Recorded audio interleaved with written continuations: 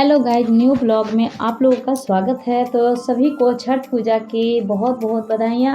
आज है हमारा पहला पूजा जो हम लोग बरौना बोलते हैं और नहाय खाए भी बोलते हैं। तो आज के दिन हमारे यहाँ सबसे पहले मैं यहाँ तो गांव में कर रही हूँ और गांव में करते हुए मेरी बहू मेरा पूरा साथ दे रही है। तो पहले हम लोग कुआं में नहा के फिर उसके बाद मेरी बहू सिंदूर से इसे जोड़ा मांग बोला जाता है, जो हम लोग नाक से मांग तक लगवाते हैं। और वो आज हम जैसे पूजा मुझे करना है छठ पूजा, तो आज मैं परवैतिन बनी हूँ।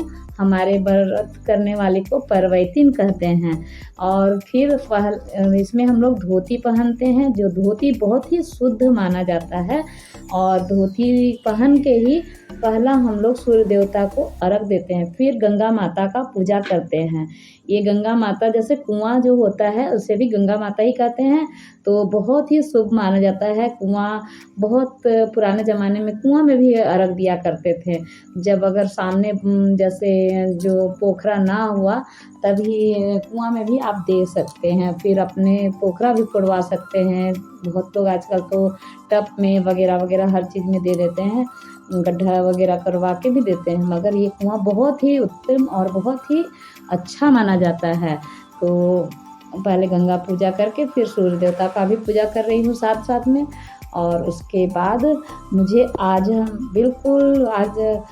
सारा लौका और चावल बनाना है, जो बहुत ही इसे कद्दुआ भात भी बोलते हैं हमारे बिहार झारखंड में।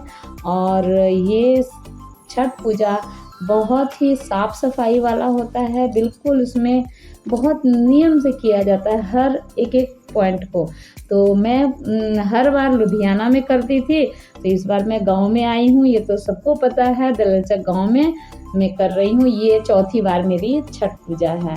तो सबसे पहले हम अपने चूल्हे को पूजा, जैसे चूल्हा मेरे बगल में भी था मट्टी का, मगर उसमें मैं नहीं बना सकती। आज के दिन से ही नया चूल्हा में ही स्टार्ट होता है कि नहीं, हम लोगों को नया। तो पहले मट्टी के चूल्हे बने हुए रहते थे, तो मैं उतना अब यहाँ ना रहने के कारण कोई तो बनाता नहीं है, तो मैं ईटा से ही आज बना रही हूँ। ईटा का चूल्हा बना के फिर कल खड़ना का बनाऊंगी, वो गड्ढा वगैरह करके और मट्टी चूल्हा बना के हम लोग करेंगे।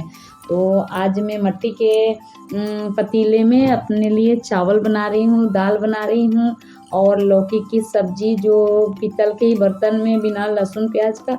और ये देखिए, जो मैंने अपने मचान में लौका लगाया हुआ था, काफ़ी लौका फरा हुआ था, मगर ऐसा हुआ एक रात में कम से कम ये नीलगाय आके वो लौके को खा चुके थे। मैंने बहुत लोगों को देने का ये किया था, मगर एक ही लौका बचा हुआ था जो कि वो मेरे काम लग गया था। मैंने देखी नहीं, मैं बाद में देख रही हूँ, अरे ये तो मेरे लिए है ये लौका। तो मैं आज इस लौके को जा रही हूँ बनाने, कद्दुआ भात जिसे बोलते हैं।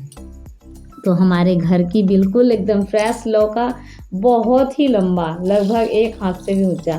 तो अब हम लोग दाल वगैरह धो के और डालेंगे। आज के दिन वैसे गैस में बना सकते हैं, मगर मैं हमेशा जब से व्रत की हूँ तो लकड़ में ही खाना बनाई हूँ। जैसे लकड़ी में, और लुधियाने में भी रही तो अपने तीसरी मंजिल पे कोठे पे जाके और लकड़ जला के ही खाना बनाती थी। तो मेरी बहू बहुत साथ देते हुए और घर को पूरी तरह से वही आज सारा ये की है, क्योंकि हमारे इधर कहते हैं कि झाड़ू वगैरह नहीं पकड़ना होता है। जितना भी साफ सफाई एक और अलग से कोई करना, ये व्रत अकेले नहीं होता है। जब भी यहाँ कोई साथ रहे, 2-4 जने रहें, तभी इस व्रत को हम लोग कर सकते हैं। इसमें नियम बहुत है, अकेले रहने पे भी किया जा सकता है, हस्बैंड साथ दे दें, बच्चे साथ दे दें तभी। मगर इसमें है कि थोड़ा नहाए खाए से तेल है, लहसुन प्याज तो बनता ही नहीं है, ये सब हमारे यहाँ ये होता है। तो अब हमारी पूजा खाना बिल्कुल तैयार हो गई है। तो अब मैं अपना जो ये चावल निकालते हैं प्रसाद के रूप में, ये फिर वहीं पे तसला में सब में मिला दिया जाता है। और आज की मैं इतना ही ब्लॉग बना रही हूँ और अपने छठ पूजा को सबको शेयर कर रही हूँ। आप लोग हमारे वीडियो में पूरा बने रहिए और देखिए कि हमारे गाँव में छठ पूजा कैसे होता है। तो आज की वीडियो इतनी ही, बाय बाय।